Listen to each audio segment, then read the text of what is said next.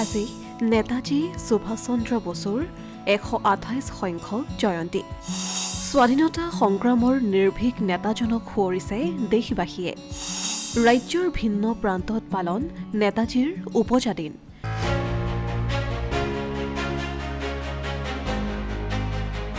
ভাৰতৰ স্বাধীনতা আন্দোলনৰ এগৰাকী গুৰুত্বপূৰ্ণ নেতা তথা বিপ্লৱী যোদ্ধা সুভাষ চন্দ্ৰ বসু, যাক সকলোৱে জানে নেতাজী বুলি, ভাৰতীয় ইতিহাস আৰু দেশপ্ৰেমৰ এক অখণ্ড আত্মাৰ স্মৃতি জাগ্ৰত কৰিছিল।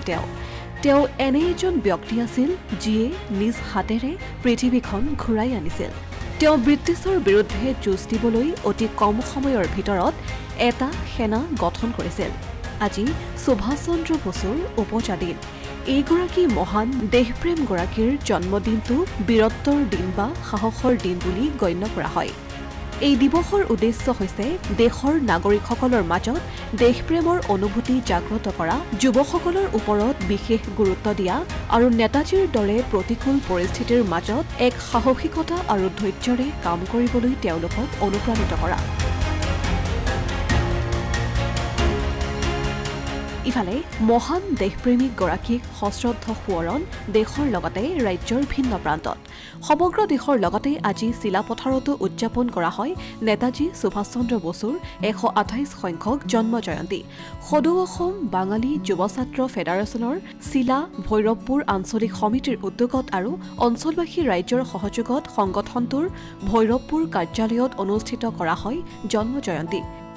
আজাদ হিন্দ ফৌজৰ সৰ্বাধিনায়ক নেতাজীৰ প্ৰতিমূৰ্তিত মাল্য অৰ্পণ, শ্বহীদ তৰ্পণ আৰু পতাকা উত্তোলনেৰে আৰম্ভ হোৱা কাৰ্যসূচীত অঞ্চলটোৰ বহুকেইজন বিশিষ্ট ব্যক্তিৰ লগতে ছাত্ৰ নেতা, সমাজকৰ্মীক সম্বৰ্ধনা জনোৱা হয়। পৰৱৰ্তী কাৰ্যসূচীত আৰম্ভ হয় নেতাজীৰ জীৱন আৰু আদৰ্শৰ ওপৰত গুৰুত্বপূৰ্ণ বক্তব্য। অভিযোগ উঠে যে দেশমাতৃৰ বাবে নেতাজীয়ে আগবঢ়াই যোৱা অমূল্য অৱদানৰ উচিত মূল্যায়ন হোৱা নাই। কোনো এখন চৰকাৰে নেতাজীক প্ৰাপ্য সন্মান প্ৰদৰ্শন কৰা নাই। দেশমাতৃৰ প্ৰতি নেতাজীৰ ত্যাগক কোনো এখন চৰকাৰে উচিত মূল্য নিদিয়াৰ অভিযোগ তোলে একাংশ সচেতন ৰাইজে।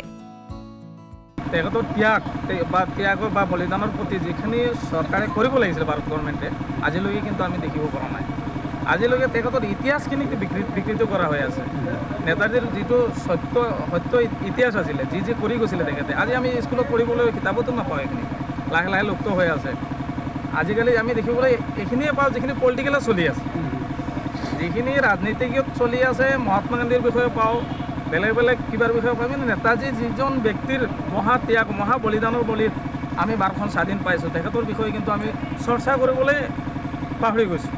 বা আমাৰ শিক্ষা বিভাগতো এই বস্তুটো উঠাই দিছে লাহে লাহে। তো আমি ভাবিছোঁ ভাৰত চৰকাৰ এতিয়াও আমি ডিমাণ্ড কৰি আছোঁ, আপোনালোকে সত্যটো উদঘাটন কৰক। তেনেকৈ ৰহস্য, নেতাজীৰ মৃত্যুৰ ৰহস্যটো আজিলৈকে উদঘাটন কৰিব পৰা নাই সিহঁতে। নেতাজীৰ মৃত্যু সঁচাকৈ হৈছে নেকি বা ক'ত হৈছে, কেনেকৈ হৈছে, আজিলৈকে কোনো তথ্যই নাই। আৰু যিখিনি তথ্য আছে সেইখিনি প্ৰকাশ কৰিব বিচৰা নাই গভৰ্ণমেণ্টে। কিছুমান খোলে তাৰপিছত আকৌ বন্ধ হৈ যায়। এইখিনিৰ ভিতৰত কি ৰহস্য আছে নেকি যে ভাৰত চৰকাৰে এই তথ্যখিনি খুলিব বিচৰা নাই বা খুলিবলৈ সাহস কৰা নাই? কাৰণটো কি? আমি সকলোৱে জানে, আজি দেশবাসী ভাৰতৰ 133 কোটি মানুহে জানে যে নেতাজীৰ অৱদান কি আছে এই পৃথিৱীত বা এই ভাৰতবৰ্ষৰ কোনো ব্যক্তি নাই, নজনা ব্যক্তি নাই যে নেতাজী সুভাষ চন্দ্ৰৰ বিষয়ে। তো তথাপিও আজি ভাৰত চৰকাৰে ইমান অৱহেলা কৰি আছে যে এই বস্তুটো লৈ। তাৰ কাৰণে আমি ভাৰত চৰকাৰক এতিয়াও আহ্বান কৰিছোঁ, আপোনালোকে তেখেতৰ যিটো মৃত্যুৰ ৰহস্য, এইটো প্ৰকৃত তথ্যটো উদঘাটন কৰক। আৰু নেতাজীৰ প্ৰাপ্য অধিকাৰখিনি, তেখেতে যিখিনি সন্মান পাব লাগিছিলে ভাৰতবৰ্ষত, আজিৰ সেই প্ৰাপ্য অধিকাৰখিনি তেখেতক দিয়ক। তেখেতে কিন্তু প্ৰাপ্য অধিকাৰখিনি আজিলৈকে পোৱা নাই। অনুষ্ঠানত স্থানীয় শিল্পীসকলে প্ৰদৰ্শন কৰা দৃষ্টিনন্দন লোকনৃত্যই সভাখনি দুগুণেই শুৱগা চৰায়। ইফালে এয়া চিৰাঙৰ বিষ্ণিৰ 2 নং চাতিয়ানগুৰি বানিয়াপাৰা নিত্যানন্দ আশ্ৰম প্ৰাংগণৰ দৃশ্য। অসম ভাষিক সংখ্যালঘু উন্নয়ন পৰিষদৰ উদ্যোগত আৰু অসম বাঙালী পৰিষদৰ সহযোগত উদযাপন কৰা হয় এই জন্ম জয়ন্তী। বানিয়াপাৰা নিত্যানন্দ আশ্ৰম প্ৰাংগণৰ পৰা উলিওৱা হয় শোভাযাত্ৰা। এই শোভাযাত্ৰাৰ পূৰ্বে নেতাজী সুভাষ চন্দ্ৰ বসুৰ প্ৰতিচ্ছবিত মাল্য অৰ্পণ কৰা হয়। ইয়াৰ পিছতে অনুষ্ঠিত হোৱা সভাত প্ৰায় সহস্ৰাধিক লোকে অংশগ্ৰহণ কৰে। একেদৰে বিষ্ণিৰ বৰতলা কালীবাৰীত থকা নেতাজী সুভাষ চন্দ্ৰ বসুৰ স্থায়ী প্ৰতিমূৰ্তি স্থলীতো পালন কৰা হয় 128তম জন্ম জয়ন্তী। ৰাজ্যৰ ভিন্ন প্ৰান্তৰ লগতে ধুবুৰী জিলাৰ গৌৰীপুৰ চহৰত নেতাজীক স্মৰণ কৰা হয়। গৌৰীপুৰ চহৰৰ 4 নম্বৰ ৱাৰ্ডৰ নেতাজী সুভাষ চন্দ্ৰ বসুৰ অৱক্ষয় প্ৰতিমূৰ্তিত ধূপ-চাকি জ্বলাই শ্ৰদ্ধাঞ্জলি জ্ঞাপন কৰে বিভিন্ন দল সংগঠন তথা জ্যেষ্ঠ নাগৰিক মঞ্চৰ লগতে বৌদ্ধিক সমাজে। নেতাজী সুভাষ চন্দ্ৰ বসুৰ স্বাধীনতা সংগ্ৰামৰ বিষয়ে আলোকপাত কৰে বিভিন্নজনে। আজি আমাৰ নেতাজী সুভাষ চন্দ্ৰ বসুৰ জন্ম জয়ন্তী উপলক্ষে আমি এটা অনুষ্ঠুপীয়াকৈ হ'লেও কাৰ্যসূচী গ্ৰহণ কৰিছোঁ। এয়া হ'ল আমাৰ নেতাজী জয়ন্তী। ৰাতিপুৱাৰ পৰা আমাৰ কাৰ্যসূচী অনুসৰি আছিল প্ৰথমতে পতাকা উত্তোলন, তাৰপিছত মাল্যাৰ্পণ, তাৰপিছত বন্তি প্ৰজ্বলন, পুষ্পাঞ্জলি নিবেদন আৰু ইয়াৰ লগতে আমাৰ বিশিষ্ট ব্যক্তিসকলৰ পৰা দুআষাৰ ভাষণ। তাৰপিছত আমাৰ আৰু কাৰ্যসূচী আছে নেতাজীৰ জন্ম ঘোষণা কৰা হ'ব 12:55 এইটো আছে। এইদৰে আমাৰ অনুষ্ঠুপীয়াকৈ হ'লেও কাৰ্যসূচী চলি থাকিব। আজিৰ এই বিশেষ দিনত আমাৰ ক'বলগীয়া এইখিনিয়ে, নেতাজীৰ আদৰ্শ, তেওঁৰ যি দেশপ্ৰেম, তেওঁৰ যি জাতীয়তাবোধ, তেওঁৰ যি অক্লান্ত দেশৰ কাৰণে জীৱন উৎসৰ্গা কৰিছিল, তেওঁৰ আদৰ্শত আজিৰ আমাৰ দেশৰ নাগৰিকে উদ্বুদ্ধ হ'ব লাগে আৰু তেওঁৰ আদৰ্শতে আমাৰ বিশেষকৈ এখন সৰ্বাংগ সুন্দৰ ভাৰতবৰ্ষ গঢ়াৰ কাৰণে আটাই প্ৰচেষ্টা ল'ব লাগে। তেতিয়াহে ভাৰতৰ শান্তি শৃংখলা উন্নতি অক্ষুণ্ণ থাকিব। ব্যতিক্ৰম নহয় তামোলপুৰৰ কাউলীৰ নাৰায়ণপুৰ। বিবেকানন্দ সংঘৰ উদ্যোগত পালন কৰা হয় পৰাক্ৰম দিৱসটি। পুৱা পতাকা উত্তোলন কৰে BTRৰ কাৰ্যবাহী সদস্য ধৰ্ম নাৰায়ণ দাসে। ইয়াৰ পিছতে নেতাজীৰ প্ৰতিমূৰ্তিত মাল্য অৰ্পণ কৰি বন্তি প্ৰজ্বলন কাৰ্যসূচী ৰূপায়ণ কৰাৰ পিছতে স্থানীয় ৰাইজৰ সহযোগত তথা স্কুলীয়া ছাত্ৰ ছাত্ৰীক লৈ এক শোভাযাত্ৰা উলিওৱা হয়। ইয়াৰ পিছতে অনুষ্ঠিত হয় এখনি মুকলি সভা, য'ত ভাৰতবৰ্ষৰ স্বৰ্ণিম ইতিহাসৰ অগ্ৰণী নেতা প্ৰখৰ ৰাষ্ট্ৰবাদী নেতাজী সুভাষ চন্দ্ৰ বসুৰ কৰ্মৰাজি আৰু আদৰ্শৰ কথা সোঁৱৰণ কৰা হয়।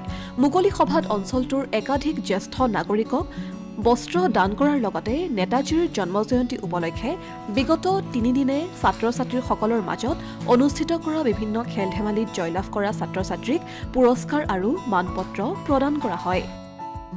স্বামী বিবেকানন্দ সংঘৰ সৌজন্যত আজি মোটামুটি 50-60 বছৰ হ'ল আমাৰ পূৰ্বপুৰুষসকলে এই স্বামী বিবেকানন্দ সংঘৰ সৌজন্যত নেতাজীৰ সুভাষ চন্দ্ৰ বসুৰ জন্ম জয়ন্তী পালন কৰি আহিছে। তো সেই নিমিত্তে আজিও এই নেতাজী সুভাষ চন্দ্ৰ বসুৰ জন্ম জয়ন্তী, তো আমাৰ নেতাজী সুভাষ চন্দ্ৰ বসুৰ জন্ম জয়ন্তী আমি পালন কৰোঁ 12 জানুৱাৰী স্বামী বিবেকানন্দ জন্মদিনৰ পৰা আৰম্ভ কৰি আমি 23 জানুৱাৰী নেতাজী সুভাষ চন্দ্ৰ বসুৰ জন্মদিনলৈকে এই 12-13 দিনীয়া কাৰ্যসূচীৰে আমি অনুষ্ঠানটো পৰিচালনা কৰোঁ। তো এইবেলি আমি 20 জানুৱাৰীৰ পৰা 23 জানুৱাৰীলৈকে আমি এই নেতাজী সুভাষ চন্দ্ৰ বসুৰ যি জন্ম জয়ন্তী আমি উদযাপন কৰিছোঁ। এই 4 দিনীয়া কাৰ্যসূচীৰে আমি উদযাপন কৰি আছোঁ। তো আজি অন্তিম দিন। এই অন্তিম দিনত আমি প্ৰথমতে আমি পতাকা উত্তোলন, নেতাজীৰ পতাকা উত্তোলন ৰাখিছিলোঁ। তাৰপিছত নেতাজীৰ প্ৰতিমূৰ্তিত মাল্যাৰ্পণ, লগতে বন্তি প্ৰজ্বলন আৰু নেতাজীৰ প্ৰতিমূৰ্তি সহ এটি শোভাযাত্ৰা আমি কৰিছোঁ। এতিয়া আমি মুকলি সভা কৰিম। লগতে এই মুকলি সভাত নেতাজী জন্ম জয়ন্তী উদযাপন সমিতিৰ সহযোগত বা ৰাইজৰ সহযোগত এইবাৰ আমি মোটামুটি 200মান জ্যেষ্ঠ নাগৰিকসকলক আমি বস্ত্ৰদান কৰাৰ সিদ্ধান্ত কৰি এই মুকলি সভাত বহিম। তো আমাৰ মুকলি সভা এতিয়া আৰম্ভ হ'ব। Asomiya Pratidin digital desk.